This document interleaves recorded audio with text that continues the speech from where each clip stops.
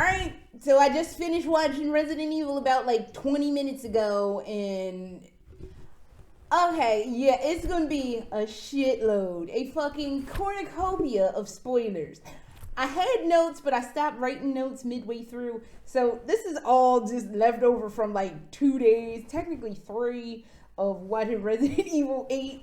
I want to blanket statement that I actually liked it a lot more than I thought I would like it. I thought I was going to hate it. I went in with every intention of like, oh God, I can't fucking deal with this. It's another fucking Ethan adventure, and I can't handle another Ethan adventure. But even despite it being an Ethan adventure, I actually did not mind Resident Evil 8. Not terribly. So, yes, there are probably going to be an ass load of spoilers. I know technically the game came out today. So, today is Friday, May 7th.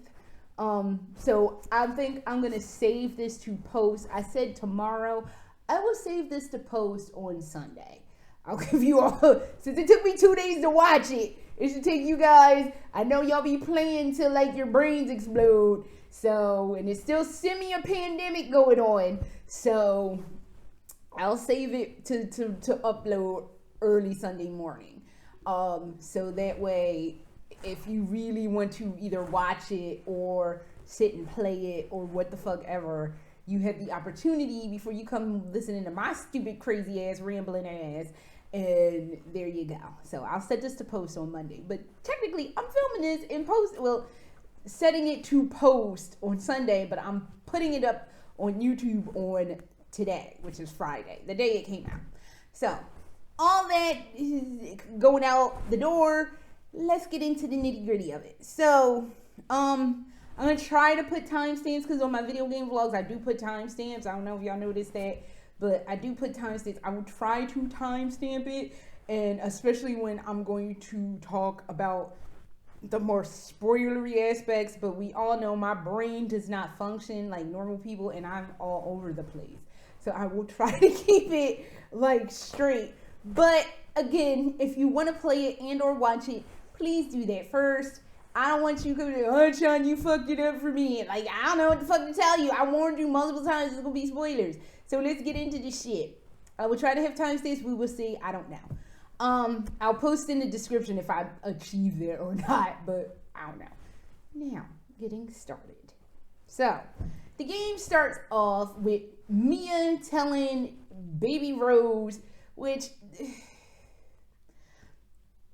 Ethan and them's kid has a big weird head. I'm just like, poor Mia in her lady parts, because your fucking kid's big ass head, that had to have hurt squeezing her out of your body, because I'm hoping that trash was a cesarean section, because that kid had a big ass, she was like a fucking plushie. You know them anime dolls where the head be like huge and the body be all small? Their kid was like a damn plushie.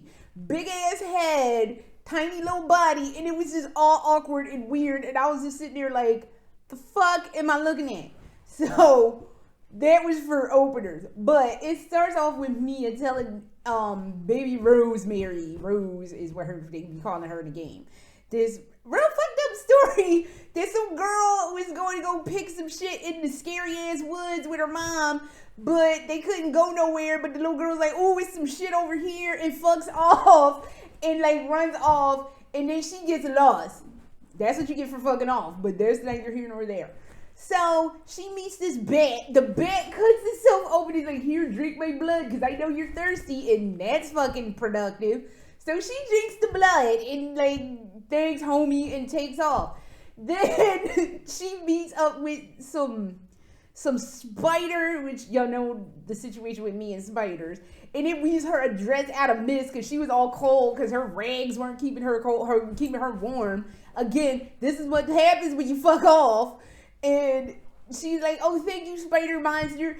Thanks for the dress. I'm gonna continue to fuck off. So then she's hungry on this boat, and this fish gives her a scale. It's like, oh, here, eat some of this till you throw up. And she eats it till she throws up. And she's like, thanks, Mr. Fish. So then she keeps fucking off deeper into this woods till she sees this iron horse. The Iron Horse is just being an Iron Horse, like, hey, what's going on, girl? She takes the thing off his head, and he was like, bitch, I didn't ask you to take that off of me. So then she means, because she did that, it triggered some witch to happen. And then she gets trapped in a mirror and is like, well, maybe I shouldn't take it for granted that not everybody is my damn friend. That's what the message I took from that story.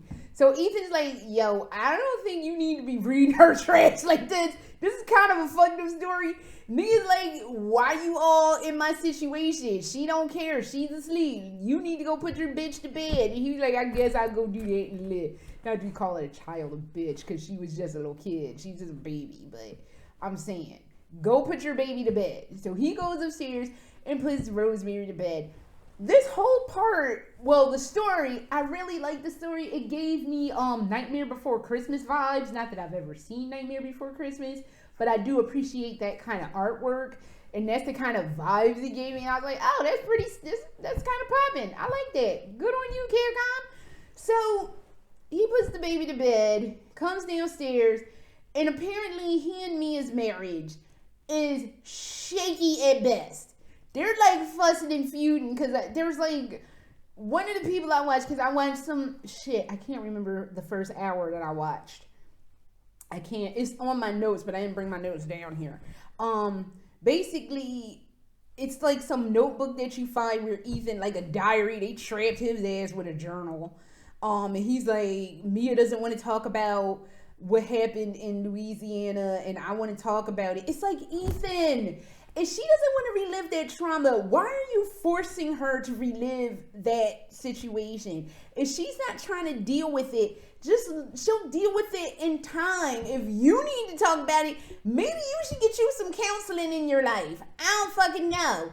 But yeah, their marriage is shaky. It's like real shaky, and they've been arguing. They were arguing in the hospital. They were arguing in the house. They moved to Europe, trying to rebuild their sad lives. Because Chris is like, okay, y'all need to move and rebuild your sad lives, so we'll move you to Europe. I thought the same thing. But it just didn't pan out. But granted, it didn't pan out as much as their situation ain't pan out. So they moved to Europe, and this is why there's like this part where Ethan is like we the stuff in Louisiana, then you got pregnant, then we moved, then the military training, then we moved here, and it's just like it all happened so fast. I was like, yeah, just like that exposition dump just did. Damn. So as they're sitting there like half getting into this argument, a bullet shoots Mia right in the shoulder, and their part is horrifying as it is. She just kind of looks at the bullet like, I didn't have a bullet hole in me 5 minutes ago. Where did that come from? And then she gets super murked. Like, super duper fucking murked. I don't mean like a little bit murked. I mean, they fucking lit that chick up with bullets. It was horrifying. But I'm not gonna lie, it did kind of amuse me because she did just kind of feel like, I didn't have a bullet hole in me 5 minutes ago. That's interesting. Like, she just stood there. If I got shot, you better believe I'd be on the floor screaming and hollering like, the fuck? So that was weird. So then Chris comes in and like rattles her with more bullets. It was like, I think her bullet salad was quite filling at this point. What the shit are you doing? So he comes in, Eva's like, no, you why? And all deadpan. Your wife just got... Remember how he was complaining in Resident Evil 7 that he found her in a dungeon and he was all like, I don't know what's happening. He was like that same deadpan that he was after she gets super fucking murked. And I'm just like, Ethan, for real though. Like a little tiny bit more emotion would be needed from you in this situation. So they put him in a truck.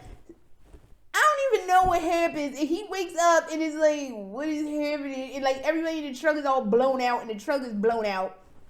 And then you see like there's like a note on the ground about like Ethan, and then he's like going through the dark creepy woods, and then you see the village. So basically a lot of that first part of the village is a lot of the first part of the the 30-minute demos that they had going around late last month and whatever, which is fine. I was fine with it. I'm not gonna relive all those parts again. It was fine. They did add a little more to what happened at the lady who gets killed house when everybody was all grouped together. She's all like, this house has protected us. I'm like, that house is made out of goddamn flash paper. Why did this house burn down so quickly? It's like, this flash paper house has protected my family for half a generation and it's been popping. And I was just like, okay. So yeah, that whole scene, it mildly varies. There's also an extra scene where Ethan, that you don't see in the demo, where Ethan has like two of his fingers all fucked up and his hand is all fucked up for the rest of the game.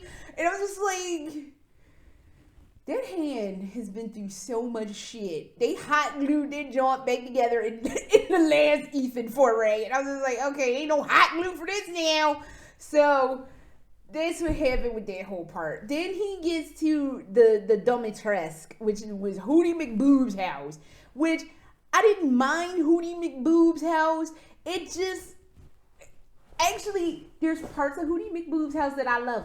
I appreciated the old-time classic Resident Evil puzzles. They had one where you had to play the piano and you actually had to do the notes, and it gives you a guide. I'm sure musicians, like, I'm a musician in quotes because I know how to read music, but I don't know how to read music. So, like, I can tell you what notes are. I just can't tell you, like, time signatures, important things, like how long to hold shit. Till somebody tells you stop holding it, no, Adrian. It's like, oh, okay. But, yeah, so you actually have to play the piano and it tells you, like, where to go, which was, I loved it. There was another puzzle with bells that you had to do, and the way you had to do it was super cool. I greatly appreciated the having to do the old classic puzzles like they used to have on Resident Evil. I was with you. I was 100% on board for that. And yes, next Resident Evil game, please continue to do that. I know a lot of people didn't like the shadow, like the turning of the stuff for the shadow puzzles, but I still love that too. Y'all could have threw some of that in there, but I appreciated the old school puzzles that they had in this game. I was oh yes, thank you, yeah, Rob. So all right, so you have to fight her 3 daughters, and I'm not going to tell you, but basically cold weather is not their friend. So basically that's how you get rid of them chicks. And then you got to fight Hooty McBoob, who once again is kind of chasing you around the mansion, and or the castle. And I'm sorry, Capcom, I'm a little bit over the protagonist, or not the protagonist, the antagonist chasing you around multiple levels. We have actually done this now 3 fucking times in a row. We did it with Jack Baker. We did it with Mr. X. We did it with Nimmy, kind of. I don't know. I didn't watch that remake, but I'm assuming that's what they fucking did with that situation. So, like, we have now done this in succession 3 previous times. I understand it's a way to build tension. I understand it's a way to like have people on the edge of their seats. But I literally was not on the edge of my seat with this. It was just like, for me, it was more of an annoyance than it was like a nail biting, like, oh my God, I can't look situation. It was just like, oh, we're doing this again? I guess. So I understand, like, again, it's a good way to build tension, but find some other shit to do. So we get through that situation, and he kills Hooty McBoob, and she dies. And this is like, y'all kind of hyped up Hooty McBoob to be like a huge ass part of this. She's the first fucking part, and this is like, the fuck? So yeah, Hooty McBoob is your first person. It's the first boss fight. I would have rather had seen the first boss fight be the 3rd boss fight, and like her right before you deal with Heisenberg, because that just would have made better sense to me. I would have, if I would have done it, I would have did the Moreau fight first, kept the doll chick, which that's my favorite board, which we're about to talk about right now. Kept the doll chick in her place, then did Hooty McBoob, then did Heisenberg, because I think that would have just made it flow a little better. But, and especially the way they fucking propped up Hooty McBoob. By the time you end the Hooty McBoob, that's just the beginning. That's the first of 4 major boss, actually it's 5, but 4 major boss fights among like before you get to the Mother Miranda lady. So yeah, and I was just like, oh. So then we get to the doll situation, the doll chick, which is Donna Benevenito. That is, for me, the best part of Resident Evil 8. The imagery on that part is fucked up. There's like this autopsy doll that you gotta cut open and look in and pull apart to like get shit to go through that board. And it's like an autopsy of Mia, because they have Mia's dead body on the table. Fucking, it was so creepy and messed up, but it is such a beautifully done part. I goddamn love the doll section. It is so creepy and fucked up. Then you got this fetus baby that comes in that's trying to kill you. It's like, oh no, oh hell no, hell to the motherfucking no. That board is fucked up, and I loved it. It was so good. That was the best part for me, hands down. And it's so short, and there's not a lot there, but it wasn't a lot there, but it was a lot there. Like it was the one part where I actually felt kind of like, oh my god, this is so fucked up. Can we please leave out of this area? Because this part is just horrifying, and I'm not a fan. So, but I was a fan because it slapped goddamn hard. And it's so short. And I'm just like, fuck. They should have spread this one out and like shortened Heisenberg's board, because I was not a fan of that board. Then you go to the fish dude, Moreau. Like, there was the grossest fucking boss fight I've ever seen in my life. He was throwing up. He was throwing up anyway, but then he was really throwing up, and like he'll barf, and like all the barf will be going all over the place. And I was like, I'm gonna fucking throw up watching this scene. It was so nasty. It was the grossest thing I'd seen in a long time, and I'm sitting there trying not to ugly yag because it was just so fucking gross. And I'm just like, I can't do this. This is so fucking nasty. So the Moreau fight is gross, and it was not what I had asked for. It was like, oh. Then you have the last fight with Heisenberg. His board is long. His board, it's probably about as long as Hooty McBoob's board, but there's a lot of pointless delays with fighting weird-ass fucking biohazard monsters, and I wasn't a fan. Although, he does have the greatest line in any damn Resident Evil I have ever fucking heard. He was like, Chris, I'll deal with that boulder punching asshole. At some point, I was on the floor. I recorded it on my phone because I love that line so much. Oh my God. I'm like, oh, I am here for that line because fuck Chris, and he is a boulder punching asshole. And goddamn, that was the best line in the game. That's the best line in any Resident Evil game. Yes. So, yes, Heisenberg, you win that award from me. But your board was kind of like, oh God. I had to fast forward through a lot of Heisenberg's board. I had to fast forward a lot to getting past up to his board, because getting to him, it's a lot of pointless delays, and I'm just like, I can't watch this no more. I can't just watch somebody just shooting fucking biohazardous monsters all day. Can we get to a point? So, yeah, I did skip a lot. Like, I skipped in, like, 5-minute intervals, because a lot of it is just, like, shooting monsters and backtracking. And that's fine, because that's always been what Resident Evil is. But if it's not interesting, I'm definitely going to go through it. So, yeah, Heisenberg, his boss fight, just for that line alone, was just 10 out of goddamn 10. Loved it. So then we get to Mother Miranda. Like, after that, like, you run into Chris and he's telling you all of what's going on, which I'll get into that in the spoiler section. And basically, Mother Miranda comes up and some shit goes down. You play as Chris for a little bit. Then it goes back to Ethan. and then basically you do your final boss fight with Mother Miranda, and then basically part one of the spoiler, Ethan sacrifices himself to save Rose and Chris.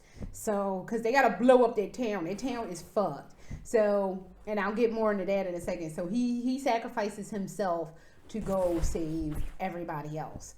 And basically that's kind of sort of how it ends. Now I'm going to get into the meat and the bones of the story for what I can remember, because now it's a jumbled mess in my head. So, what is the crux of this? Oh, excuse me, before we get into that. Yeah, spoilers. So if you don't want to hear it, you don't want to know the plot, you don't want to know what the fuck is going on, this is your time to jettison right the fuck now, because sister about to spoil every fucking thing. So you got 1 Mississippi, 2 Mississippi, 3 Mississippi. I hope you're fucking gone, because here come the spoilers. So, what the fucking crux of this is this is as I kind of guessed, a continuation of what the fuck went on in Resident Evil 7. So, basically, oh god, I cannot remember what they call the mold. The mold has an actual Midas something, it's some kind of thing that basically, like, as long as somebody can control it, it'll adapt in their bodies. Cause that's what Heisenberg, Moreau, the doll chick, and Hooty McBoob were about. They were Mother Miranda's adopted children, sort of.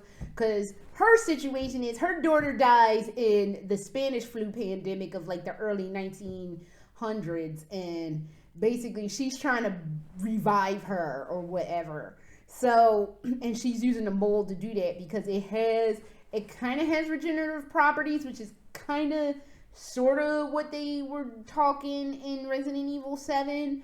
But you can also control people, but it'll also mutate people. So while it did have like this semi supernatural monster situation, they're all just mutants of the mold, whatever the fuck it was called, situation.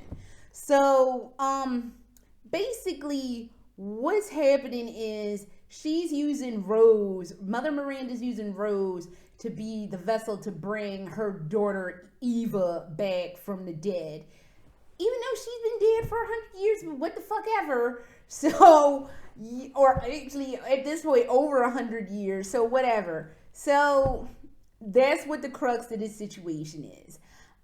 Basically, who we thought we saw get ultra murked to Mia at the beginning was actually Mother Miranda, because remember that mold stuff, you can morph and change into whatever you want as long as you can kind of control it. So she basically kidnapped Mia and turned herself into Mia. And I'm like, Ethan, you didn't notice something was weird? Because basically in the beginning, she reads like the local story. She made like the local dinner, and then they were drinking local wine, and he makes the statement, oh, you've gone full native. You're not paying attention to your damn wife, motherfucker. If I was acting all different and I started making all this German food, and granted, we do like the German wine, especially the cheap stuff, but that's not here nor there. But if that's what, and I was reading German fairy tales, I think my husband would be like, are you okay? Like, do you need like some counseling or some shit? I don't know. I think my husband would notice, but Ethan, being a block of wood that he is, was like, So, I don't know. And, like, basically, that wasn't Mia. That's actually Mother Miranda morphed into, like, the illusion of being Mia. So, there's that. All those people, the Hooty McBoob, Moreau, the doll lady, and Heisenberg, they all got that mold trash in their bodies, and it changed them. Basically, it made Hooty McBoob grow, and she could change into like some winged tentacle-ish monster. Moreau turned into a merdude. He was still barfing, which was gross, but whatever. But it didn't really take, none of them really took, because she was trying to use them to turn into her daughter. How you use boys to turn into your daughter, I don't get it, but whatever. Um, then the doll lady, basically, she was like psychically messing with people's minds, and she used some of that Cebu like primary mutant they were putting in people. She was using that psychic trash to like do stuff with her dolls and stuff. And Heisenberg basically could control electricity and was basically like doing shit with magnets. So that's how they were all mutant and jacked over. What else am I forgetting? There's a lot to unpack. Basically, we find out that Ethan is actually dead. Ethan has always been dead. Ethan has been dead since Resident Evil 7, because I think when Joe Baker punched the shit out of him, it fucking killed him. So, but he at that point was more mold than man. And I think I made that statement to myself when we were playing Resident Evil or watching Resident Evil 7. And I was like, he's more mold than man. And then by the time they came out with that one, I was like, yeah, he is more mold than man. Because basically, the part where you meet Mother Miranda right after dealing with Heisenberg, she goes full on Temple of Doom on some motherfucker and fucking rips his heart out and squeezes the juice all on her face. And I'm like, well, that's the end of that situation. So, but because he's more mold than man, like basically the mold keeps making him live for whatever, because it's because Jack Baker, if you remember, Jack Baker is actually immortal.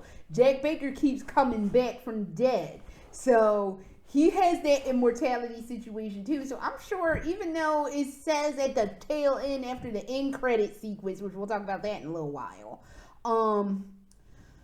that the father story has ended, I don't really think it's ended, because if he, like Jack Baker, has that immortality thing, then he can keep coming back even though he has blown up with the village. So, fuck if I know, I don't know. So, yeah, that's the crux of that situation. I guess because he was more mold than man, Mia gave birth to a half mold child. So Rose has powers, and that was the end credit sequence. They show her as an adult visiting Ethan's grave, and some dude is all like talking shit, and she's like, I'll fuck you up, basically. I'll show you things that Chris doesn't even know I can do, because basically he was like, raise her to, Ethan tells Chris, raise her to be strong. Where's your mother? Because Mia doesn't die. She fucks off and goes off with Chris, but I don't know what the fuck happened to her, so I don't know. But yeah, that's the end credit sequence with that. There's like a new thing, because when you're playing as Chris, he's all like, I guess with Blue Umbrella.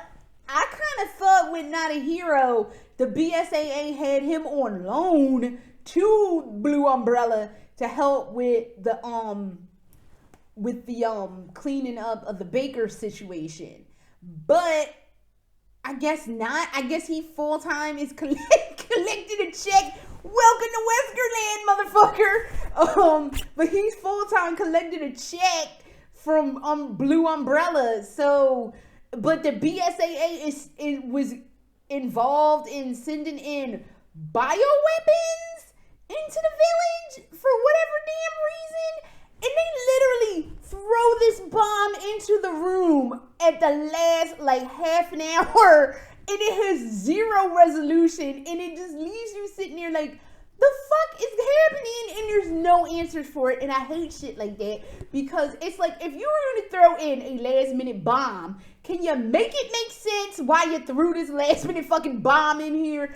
And if you're going to throw in a last minute bomb, there better be a fucking DLC explaining this shit, because I know you're not working on some rumor about they're working on Resident Evil 9. I don't, like, whatever. But I know the next game to come out is Resident Evil 4 Remake. So, what are we doing with this bomb that you just threw in the room and it just blew up in everybody's face? It didn't cause a lot of damage. We were just sitting there like, okay, somebody just threw a mild bomb in here and it blew up in our face, and then we soot all over our face. What the fuck are we doing? So yeah, that happened, and I'm just like, there's no resolution to it for now. So I don't know if there's gonna be a DLC about that. I don't know what the fuck is going on. I don't know why the BSAA fired Chris. Actually, I have a good idea, because he was like, yeah, we fucked up this mission when he talking to Ethan at one point. He's like, yeah, we messed up. We didn't know that was Miranda. Well, we knew it was Miranda, but we didn't know what was happening. I didn't think she was going to attack the truck. So that fucking happened. I'm like, God damn it, Chris. You have one fucking job every time, and you fuck it up every time.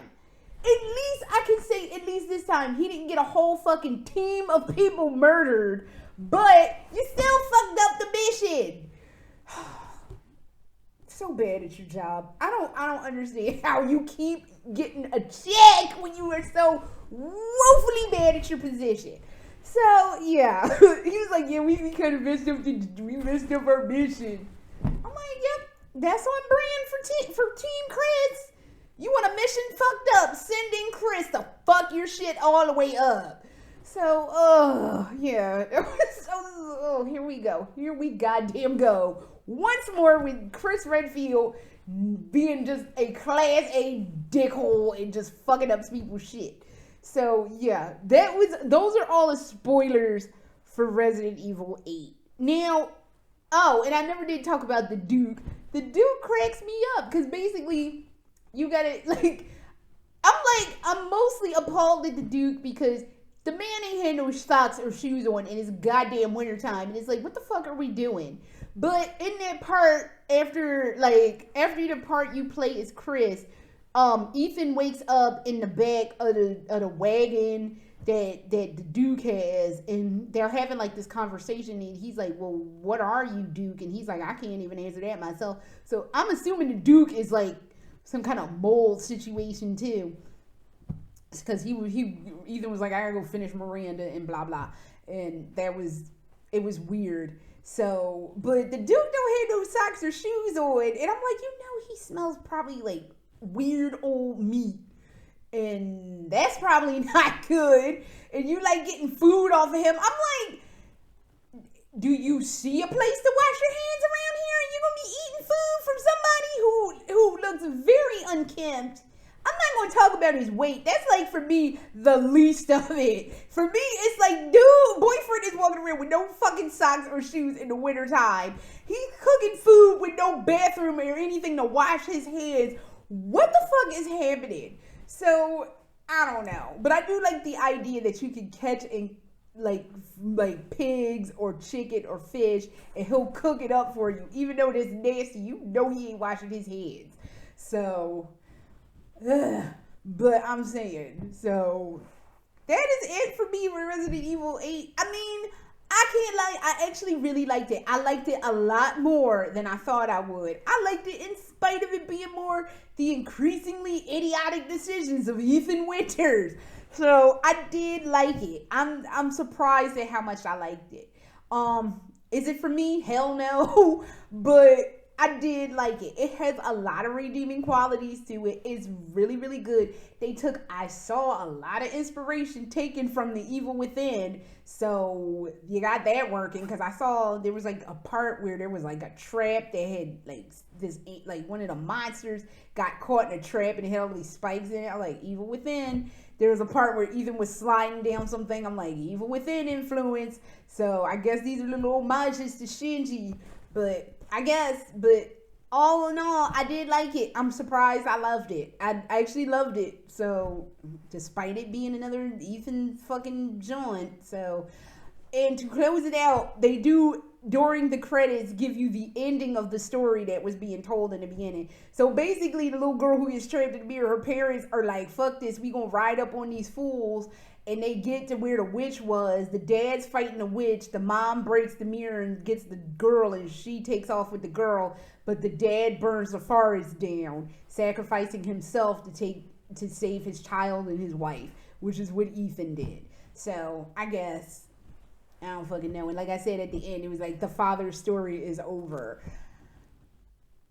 Can I get an answer to that whole fucking Blue Umbrella v. Why Chris ain't with the BSAA and why the BSAA is sending biohazards into a situation, because that needs some fucking clarity.